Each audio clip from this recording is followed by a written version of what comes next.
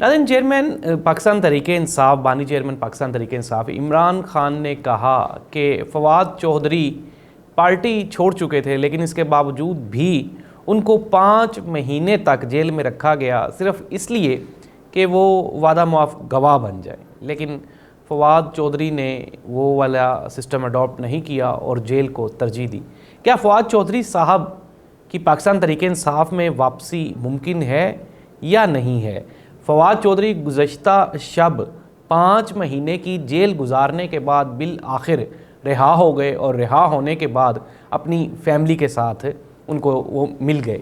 नाज़रीन, ये जो 5-5.5 महीने फवाद चौधरी साहब को जेल में रखना पाकिस्तान मुल्क और कौम के कितने मुफाद में था, या फिर क्या इससे किसको फ़ायदा हुआ? ये एक बड़ा अलमिया है, बड़ा सवालिया निशान है, जिसका जवाब जानने के लिए हो सकता है हमें कम अज़ कम कोई 1 सदी इंतज़ार करना पड़े, क्योंकि ज़ाहिर सी बात है ये मुल्क ऐसा है जहाँ पे एक्चुअल जो फैक्ट्स होते हैं वो कोई 10-20 साल के बाद ही जाके वो खुलते हैं। तो फवाद चौधरी साहब की तो रिहाई हो गई। दूसरी जानब इमरान खान साहब ने यह भी कहा कि अगर चौधरी परवेज़ इलाही और शाह महमूद कुरैशी साहब वो भी मेरे ख़िलाफ़ गवाही दे दें और प्रेस कॉन्फ्रेंस कर दें तो उनकी भी आज रिहाई हो जाएगी। लेकिन मैं फिर दोबारा यही पूछता हूँ कि अगर फॉर एग्ज़ाम्पल इन सब को इसी तरह से छोड़ देना है, रिहा कर देना है या पकड़े रखना है, तो इससे मुल्क और कौम को क्या फ़ायदा हो रहा है? ये नाज़रीन वो सवाल है जिससे पाकिस्तान का कॉमन इंटरेस्ट, पाकिस्तान का सबसे बड़ा इंटरेस्ट वाबस्ता है, और वो है आम आवाम का फ़ायदा और फलाह व बहबूद। पाकिस्तान तहरीक इंसाफ की आज या कल, ये मैं आपको बात बता रहा हूँ क्योंकि पाकिस्तान तहरीक इंसाफ मजबूरी है इस्टेब्लिशमेंट की, क्योंकि इस्टेब्लिशमेंट कभी भी अवामी राय के अगेंस्ट नहीं जाती। ये पाकिस्तान में तारीख़ में पहली मरतबा हुआ है कि पाकिस्तान में इस्टेब्लिशमेंट एक गैर अवामी हुकूमत को ले आई है, और ज़ाहिर सी बात है वो परफॉर्म भी नहीं कर पा रहे, और आहिस्ता आहिस्ता चीज़ें डेवलप होना शुरू हो गई हैं। गुज़श्ता दिनों पाकिस्तान तहरीक इंसाफ के जो गिरफ़्तार कारकुनान थे 9 मई के वाक़ये में, उनकी भी रिहाई हो गई है और आहिस्ता आहिस्ता वो अपने अपने घरों को जा रहे हैं और चीज़ें मेल्ट होना शुरू हो गई हैं। हम इमरान खान के केसेस को भी देख रहे हैं, और इसकी सबसे जो बड़ी वजह है, मैंने आपको कल भी बताया था, वो है जो मौजूदा गवर्नमेंट है उसकी नाकस परफॉर्मेंस। मोहतरमा मरीम नवाज़ साहिबा ने कहा कि ये जो डोर है ये KPK से आती है, वहाँ से स्मगल होकर पाकिस्तान आती है, पंजाब आती है और यहाँ पे लोगों के गले काटती है। तो मोहतरमा वज़ीर आला पंजाब तो आप हैं, आप अपने पंजाब की जो बॉर्डर्स हैं, आपकी जो पंजाब की सरहदें हैं, वो तो हमारे कंट्रोल में है ना, वो KPK वालों के तो कंट्रोल में नहीं है।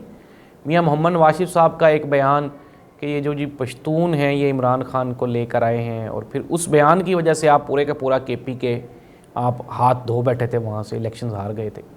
और अब भी मोहतरमा का ये बयान एक वज़ीर आला का बयान तो नहीं हो सकता, क्योंकि आप वज़ीर आला पंजाब हैं, आप एक स्टेट को रिप्रेजेंट कर रही हैं, ना कि आप कोई किसी फैमिली को रिप्रेजेंट कर रही हैं। एक तो ये नहीं समझ आती कि पता नहीं इनको ये लिख के कौन देता है, ये इतना जो छोटा स्क्रिप्ट है ये कहाँ से लेके आते हैं। तो वक्ती तौर पे मियाँ नवाज शरीफ, शहबाज शरीफ साहब के पास और मरीम नवाज़ साहिबा के पास कुछ भी नहीं है डिलीवर करने को, और यही वजह है कि इल्ज़ाम साजी, इल्ज़ाम तराशी की सियासत को फोकियत दी जाएगी, और इसी हीले बहाने से ये 5-4 साल, 3 साल, 2 साल जितने भी हैं ये पूरे किए जाएंगे। लेकिन आते हैं प्रोग्राम के एक्चुअल एजेंडे की तरफ। तो पाकिस्तान में नाज़रीन ये जो सियासी सूरत हाल है, ये जो सियासी कशमकश है, इसका इख्तिताम कहाँ पे होने वाला है? ज़ाहिर सी बात है, ये हम आपको पिछले प्रोग्राम में भी बता चुके हैं और अब भी बता रहे हैं कि इमरान खान, चूँकि हमने देखा था, आपको पहले भी एक प्रोग्राम में बताया था गालबन, कि मोहतरमा बेनज़ीर भुट्टो जब आई तो इस्टेब्लिशमेंट के वो फेवरेट नहीं थी, लेकिन इलेक्शन वो जीत गई। जीतने के बाद इस्टेब्लिशमेंट ने बड़ा अच्छा फ़ैसला किया और उन्होंने इक़्तिदार ट्रांसफ़र कर दिया था। लेकिन ज़ाहिर सी बात है, जब आप जो सियासतदान होता है, इसके लिए सबसे मुश्किल जो जवाबदही होती है वो होती है परफॉर्मेंस। क्या परफॉर्मेंस पे जवाब लें? और मैं ये आपको पूरे वसूख से कह रहा हूँ कि जब ये 5 साल के बाद ये जो मौजूदा इत्तेहादी हुकूमत है PDM-2 की, जब ये दोबारा इलेक्शंस में जाएंगे तो इनके पास परफॉर्मेंस दिखाने के लिए कुछ भी नहीं होगा, और उसकी जो सबसे बड़ी वजह है वो पाकिस्तान की मुआशी, सियासी, अंदरूनी और बैरूनी सूरत हाल है। ऐसी सूरत हाल में आप डिलीवर कर ही नहीं सकते। लेकिन ज़ाहिर सी बात है, इक़्तिदार का जो लालच है ये इंसान को कई नुकसानात भी पहुंचाता है, और मुस्लिम लीग नून پچھلے الیکشن میں بھی نقصان اٹھا چکی ہے. جو رہی صحیح جو ہلکی پھلکی جو پاپولرٹی ہے وہ اب ختم ہو جائے گی. راج ناتھ جو بھارتی وزیر ہیں انہوں نے ایک سنگین الزام لگایا. الزام کیا لگایا؟ الیکشنز ہونے والے ہیں وہاں پہ، تو انہوں نے کہا جی کہ ہم نے پاکستان میں گھس کے کوئی 30 لوگوں کو پاکستان میں گھس کے مارا ہے. ناظرین، یہ وہی بھارتی حکومت ہے جنہوں نے منتیں ترلے کر کے پاکستان سے ابھی نندن واپس ریسیو کیا تھا. ایک چیز تو ویری کلیئر ہے ناظرین پاکستان کی، کہ جنگ میں بھارت کبھی بھی پاکستان کے ساتھ لڑ نہیں سکا اور لڑ بھی نہیں سکے گا. یہ اور بات ہے کہ ہم انٹرنلی ویک ہو گئے ہوئے ہیں، لیکن فوج آج بھی ہماری مضبوط ہے.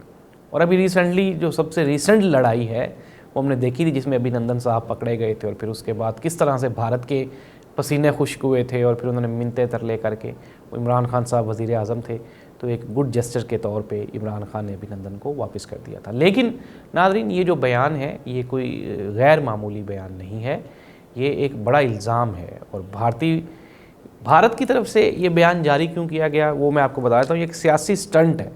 میں نے آپ کو پچھلے ایک پروگرام میں پہلے ہی بتایا کہ بھارت میں بھی الیکشنز ہونے جا رہے ہیں، اور مودی صاحب کا یہ ایک سٹائل رہا ہے کہ جب وہاں پہ الیکشنز بھارت میں آتے ہیں تو بھارت میں بھی اینٹی پاکستان ووٹ، ظاہر سی بات ہے میجورٹی ہندوز ہیں اور ایکسٹریمسٹ ہندوز ہیں، تو وہ ووٹ لینے کے لیے مودی صاحب ایک بیانیہ گھڑ لیتے ہوتے ہیں.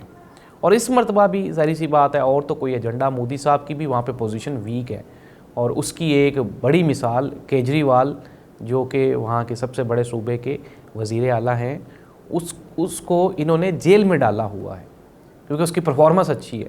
اور وہاں پہ سختیاں کی جا رہی ہیں. وہاں کانگریس نے بھی یہ جو الیکشنز ہونے والے ہیں اس کے اوپر اعتراضات اٹھائے ہیں، اور مودی صاحب سے کوئی عوام بھی اس مرتبہ خوش نہیں ہے.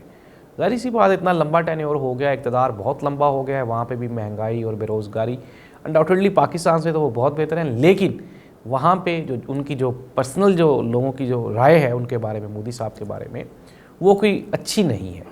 تو مودی صاحب نے اپنی کمزوریوں پہ پردہ ڈالنے کے لیے یہ ایک بہترین چانس سمجھا کہ پاکستان کو آڑے ہاتھوں لے لیا جائے، اور اپنی پوائنٹ سکورنگ کو بہتر کرنے کے لیے انہوں نے اپنے وزیر راج ناتھ سے کہا کہ جی آپ یہ بیان جاری کر دیں، اور انہوں نے یہ بیان جاری کر دیا. لیکن ناظرین، یہ پاکستان کی جو ایجنسیز ہیں ان کی طرف سے بھی اس کے اوپر کلیریفیکیشن آنی چاہیے، کیونکہ ظاہر سی بات ہے پاکستان کی اندرونی معاملات کوئی اتنے آسان نہیں ہے کہ یہاں پہ کوئی بھی آئے اور چاہے اور جو مرضی کر کے چلا جائے.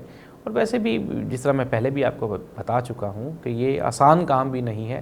یہ ایک سیاسی سکورنگ تھی جو بھارت کی طرف سے کی گئی. ناظرین، دنیا میں تیزی سے تبدیلیاں رونما ہو رہی ہیں.